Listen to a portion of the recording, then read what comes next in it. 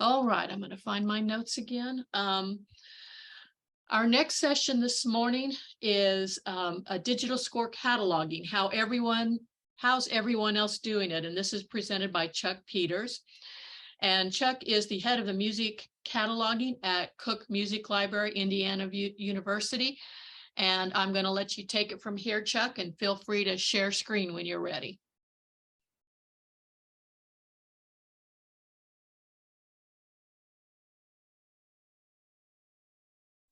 You may still be muted. We're not hearing you, Chuck. Yes, I couldn't find my controls to do it. There they are. All right. Can everybody see that? Yes, it looks good now. All right. So welcome. So since I'm broadcasting, let's see, let me get this going. Since I'm broadcasting from IU Bloomington, I wish to acknowledge and honor the Miami, Delaware, Potawatomi, and Shawnee people on whose ancestral homelands and resources Indiana University Bloomington is built. So digital score cataloging, as we're all finding out, has some common challenges that we encounter over and over. They're produced in many formats and sizes. The sources come from everywhere. They can be vendor supplied or individually acquired. And then cataloging decisions can vary for many different reasons. So we'll look at a few of those today, and we're going to focus on scores that are produced in PDF. So in today's discussion, I know that I'm likely to run out of time before I get through everything that I want to say. So I've arranged it so that we can first look at actually constructing a bibliographic record, and then we can take a look at what has been recently contributed to OCLC. And then if we run out of time, I've put the slides and also the notes attached to this session in Sched. So creating bib records from digital files here at Indiana. We refer to a few common cataloging standards: RDA, BibCo guidelines, provider neutral instructions, and then we have to combine that, of course, with some local requirements. So if you go to the Library of Congress BibCo page, you will see under documentation and updates the link to BibCo standard record metadata application profile. If you follow that link into the document, the very first paragraph of the introduction includes a link also to PCC RDA provider neutral guidelines. And you'll notice, let me go back a page for a second. I've also outlined down below the first link. You can get directly into that, but I wanted you to know that it's located there. Over in the OCLC bibliographic formats and standards area of the internet, you can see Chapter 3 is devoted to special cataloging guidelines. 1 covers provider neutral and online resources, and Chapter 3.3 includes additional information for electronic resources, both of which you might refer to when you're cataloging PDFs. In 3.1, it says, quote, the provider neutral cataloging model results in a single bibliographic record to describe all instances of the same manifestation of an online resource, a photocopy or a print on demand reproduction, regardless of which content publisher, aggregator, or provider has made the manifestation available. There's much more information if you look there, including specific information on what should and should not be included in a provider neutral bibliographic record. And additionally, and this is very helpful when you start doing this, there's a MARC field by field guide with definitions and instructions on how to enter the data properly. So if you're going to try to do this in connection, here locally, we use a connection template, and we create 2 bibliographic records, one for the PDF and one for the printout. And we include a MARC field 776 in each record that refers to the other one. And then when you have time later, because it doesn't fit very well on a slide, there are example records for both of these that I included in the notes. So let's just look at a score and 3 parts that we received in PDF format. And as an example, we're going to use the score by Cohen, trio for a spry clarinet, weeping cello, and ruminating harp. And I've given the OCLC numbers in the slide for the two bib records. There's one for PDF and one for print. So to create the digital score bibliographic record, we'll use the instructions found in the BFS 3.1 provider neutral cataloging, along with 3.1.1 online resources. Then, as I said, the usual practice is to then create a second bibliographic record to represent the printout of the digital score.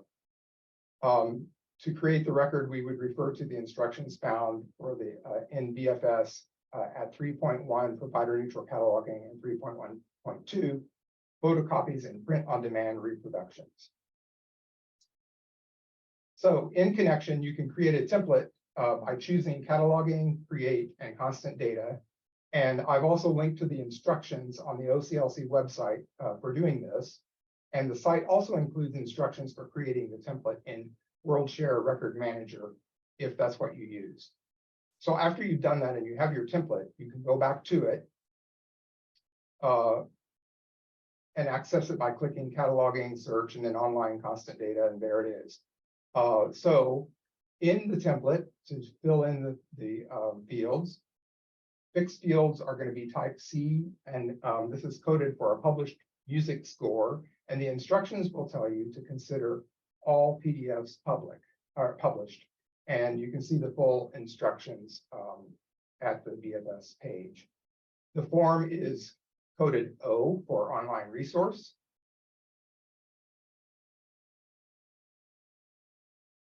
The 006 field has been coded for an electronic resource, and the 007 field has been coded for a remote access computer file.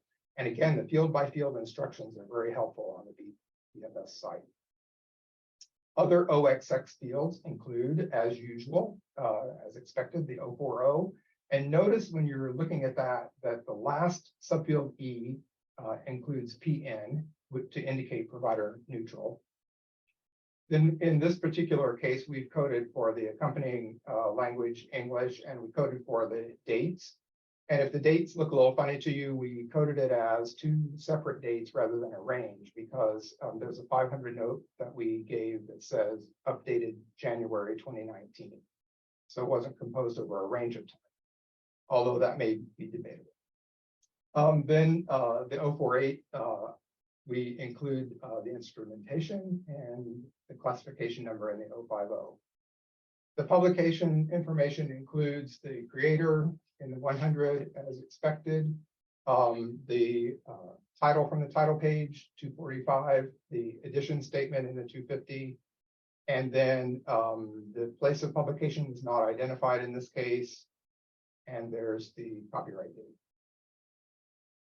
In the physical description, it's described as one online resource, and then within the parentheses, the actual physical description, one score, 34 pages plus 3 parts.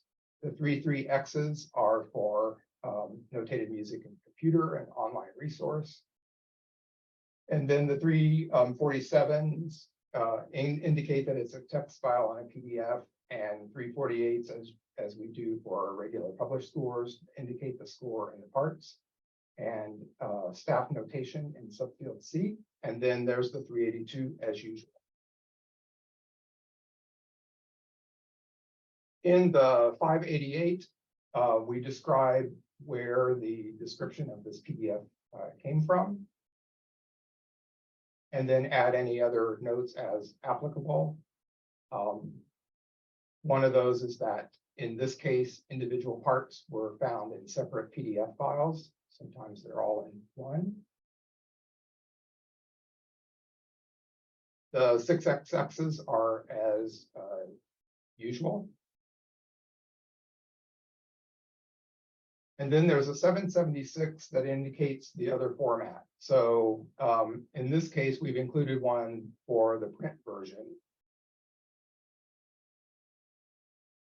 The definition of that is information about the other available physical forms of the target item in a horizontal relationship. And then in some cases, it's not applicable in this, but there may be an 856 involved. Enter URLs for the various providers in subfield view using multiple 856 fields. Prefer URLs that lead to the resource title page, metadata, etc., rather than URLs that provide only local accessibility. I think that might come into play if this were an item that we downloaded from a commercial site. In this case, this was sent to us by the composer. So as I said, the examples, you can see the complete records if you look in the notes. So now a quick look at what other catalogers have been doing might be interesting. I went to OCLC and did a very unscientific search just to look at some recently contributed items. And I used the keyword of PDF, format of score, and years. I just looked at 1 year, 2022, and then I limited the cataloging to English. Now, right away, I'll tell you this eliminates all of the printout records that IU contributes because we don't have the word PDF in them, and we'll talk about that in just a minute. But it gave me a lot of PDF cataloging to look at. So in that search, there were 129 titles in the search results list, and they were contributed by 23 institutions. So lots of people out there are doing this. 96 of them were PDF scores, and then the remainder were printouts of PDFs, and they popped up in this search because they had a note to some 500 note to the effect of this is printed from a PDF. So that's how I knew. Within the results, then I looked at whether it's a PDF or a printout, whether it's coded C for published or D for unpublished, and what the cataloging level is, whether it's coded for RDA, whether it was coded to be an online resource, and whether it was provider neutral or not, and whether the cataloger had included 776 and or 856 fields. So within these results, all of the PDFs were coded C for published as opposed to D for unpublished. So everybody's following the instruction. The PDF records were also all full level cataloging, and they're all coded for RDA. They're all coded as online and described in the 300 field as one online resource. And 2 of them were coded out of all of these were coded as provider neutral. 34 of the records included a 776 and 44 included an 856. And I'll add that a lot of these 856s come from institutions that have deposited this into their institutional repository, and that's what the 856 address is.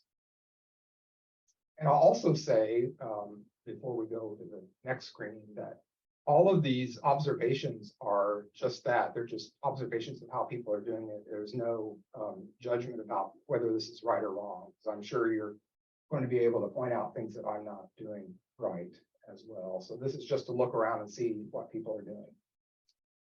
So in the search results that popped up that were printouts, I just noted that all of the printout bib records were also coded C for published. Most of them were full level cataloging. There was 1 level M. Most of them were coded for RDA, but 3 were coded as AACR2, and 7 of the bib records have been coded R for reprint. A note about that is that when we create the printout record locally, we do not code it R as a reprint because the definition says that it would be a regular reprint reproduction, such as a photocopy.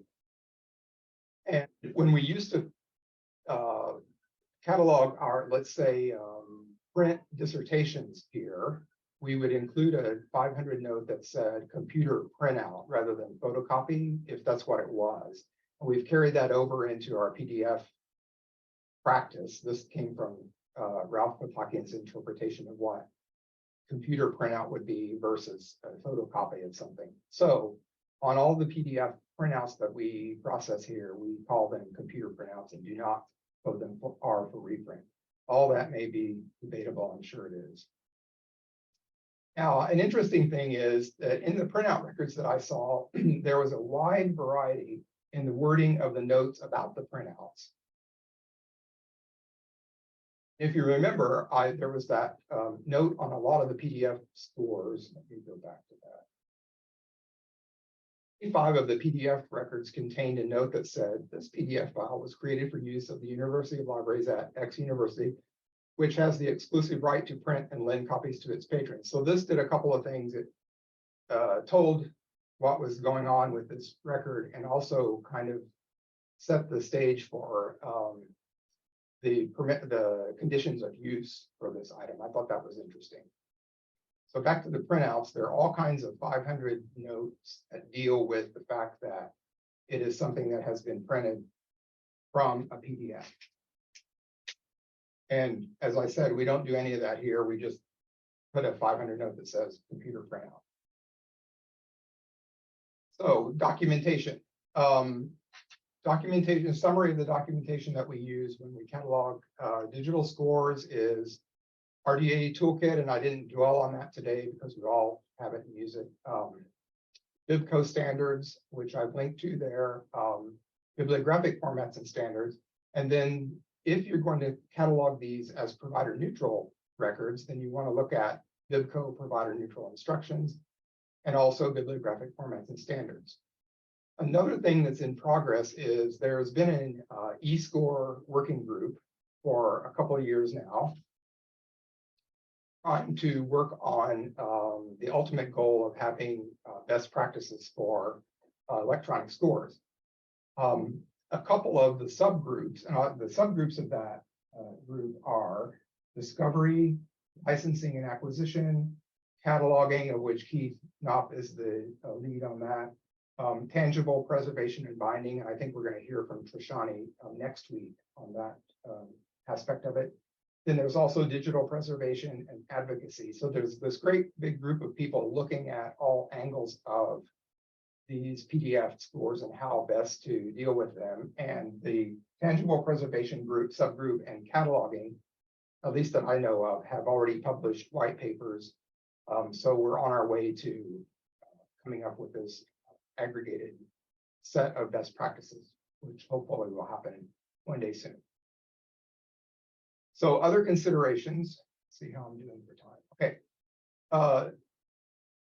Additional challenge that you will encounter that may then affect your cataloging decisions are how you're going to store and access the digital file, what's going to be done about the bindery if you're going to make printouts, and then licensing and copyright and permission for use of digital files and printouts. So the first one of those is you have a couple of choices. What we do here is we keep those digital files on a non-public server, and that might not be optimal and it might not be sustainable, but right now that's all we can do. We can't make the PDF available directly to patrons to print and use as they want. Some institutions might already be able to do that. So you could also put them on a public server and make them freely accessible then, if you have that capability. Or you could put them in some institutions are already putting them in an institutional repository, and those mostly are also freely accessible by everybody. Then bindery is a headache. So when you receive a PDF, it can be formatted in all kinds of ways. It can be formatted for 8.5 by 11 paper, and you just press print, and it comes out of your printer. And then you get some rather cheap copies that don't really look like commercially produced music or printing. Or we've received some that's on A4 size paper or formatted for some other size like 10 by 13 or 9 by 12 paper. You have to look at the PDF properties to see how it was formatted. And then we received a few that were actually formatted to be booklets. And when we tried to print those, there wasn't any way we could actually print it out and have all the pages be in the right order. So locally, our solution to all that was to make an arrangement with the HF group, formerly Heckman Bindery, and we FTP the file to them, and they print it out the way that it's supposed to be printed out, bind it on heavy paper, and commercial binding, and they send it back and it looks just like everything else that sits on the shelf in the circulating stacks. So that was a good solution for us. One day we want to figure out some way to make the digital file available to patrons. So then the other thing that, I'm glad this isn't my direct responsibility, but licensing copyright information for use. The practice varies. The expectations vary from the creators of these things. You'll notice that if you download a score from a commercial site, it likely says across the bottom of every page, licensed for use by Charles Peters, and that's printed on your thing. And they intend for you to use only that one copy and maybe only one time.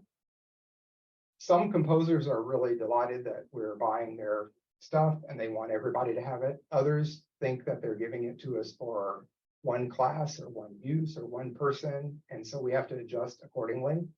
The libraries did develop a deed of gift form, and it wasn't developed directly with electronic scores in mind, but it was developed with electronic things in mind, and it includes electronic scores. And so we use that when we possibly can. And I appended a copy of that to the notes if you want to look and see what's included in that form. But we tried to make it cover every eventuality so that we could use it for this purpose. For further reading, there was a bunch of stuff. And thanks.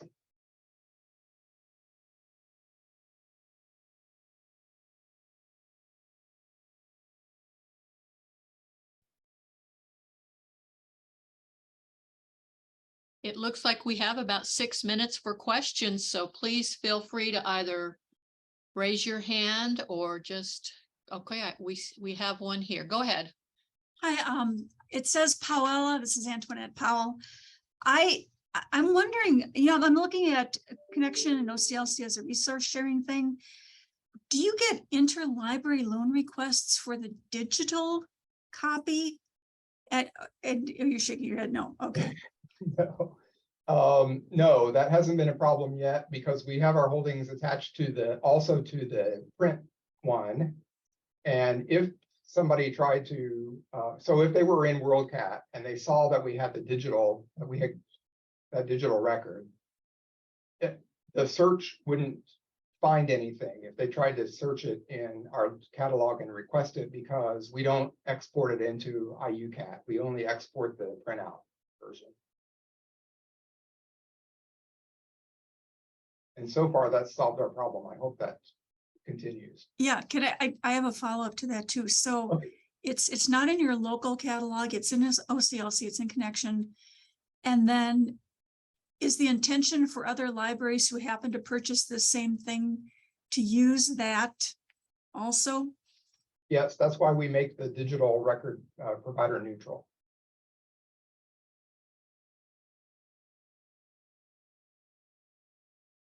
Thank you.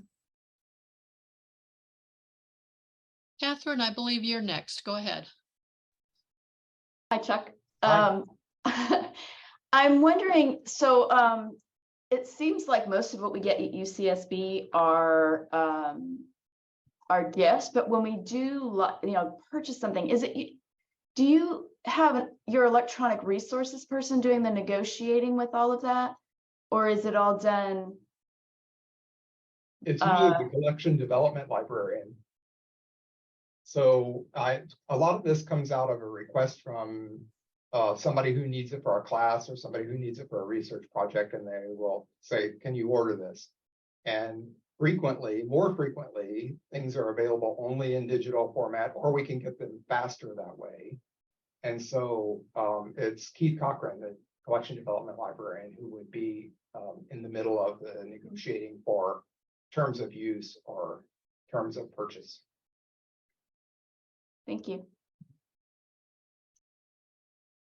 Bruce, why don't you go ahead? Hi, Chuck and everyone. So I think you provided some insight on this, but I think go ahead and ask that. Why do you make two different records in Connection for the PDF and the printout? Like if per se, like you decide printing out the PDF is a local decision, why not just like have create the one record for the PDF and then make changes for the printout that you are having in your collection on the local side rather than doing it And just also make doing it in local, connection. yeah, and just have a local record for the. Correct. Yes.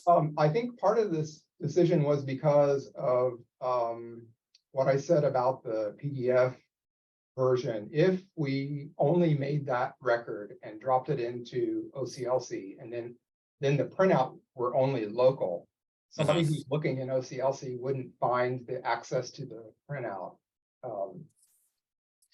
as readily. They would have to go and do another search in IUCAT to find it. Well, what if they, I guess what I'm wondering, well, yeah, that's a good point. I guess I'm wondering if somebody would find that you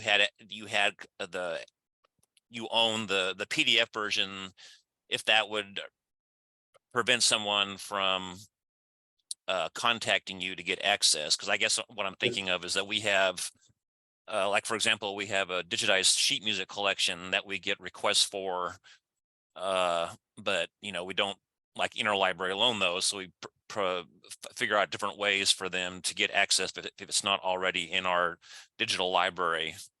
So I guess is that really the concern, that it would discourage people from wanting to interlibrary loan or request the resource itself? It's the way I understand it, yes. Okay. Yeah. And then if the PDF record were sitting there in IUCAT, we would have all kinds of IU students trying to use that as well. And I hope someday this is solved by the fact that we're able to make the PDFs available, and then Sure, those records would be there. okay, thank you. Emily. Hi, Chuck. Thanks Hi. for your presentation. So my question is, if you have any experiences, if any, of, and if you can speak to them, of digitizing any scores from your own collection, and how the process works for cataloging the digital format, and if you do your digitization in-house. Yeah, IU has just undergone this huge digitization project that involves AV materials. And along with that, they developed a parallel repository called Pages Online. That is the place where we house the programs that go along with the IU performances. And also we've put a few public domain scores. We haven't gone much farther than that because of licensing and copyright. So we have the technology to digitize and put things online, but we haven't been doing that so far. So most of the things that are there, because they're public domain, already had existing cataloging in IUCAT. So we haven't had to confront the issues and the questions of how we will do that or what we will do about it. But you're talking about scores and not audiovisual, right? Yes. Yeah. So no, we haven't gone any further than that so far. Okay, thank you. Ethan. Hi, Chuck. Thanks. You briefly mentioned the thing where scores will sometimes say printed at the bottom of them will say for use by then just the person on staff who actually placed the order. We've come across that in our shop, and I was just wondering, you mentioned that, but I don't think you said quite what you do in those cases. Do you just leave them there and ignore them, or? Well, we found that in most cases, when Keith Cochran places the order, if he contacts the supplier first and tells them that it's a library, they can either eliminate that line or make it say Indiana University Library. And that's worked in most cases. There have been a few where it prints out with his name on it because he was the one that ordered it, but we just go ahead and work with that if that happens. But in most cases, we've been able to tell them, hey, this is a library, we want to print it for the library, and they've been willing to do that. Thanks.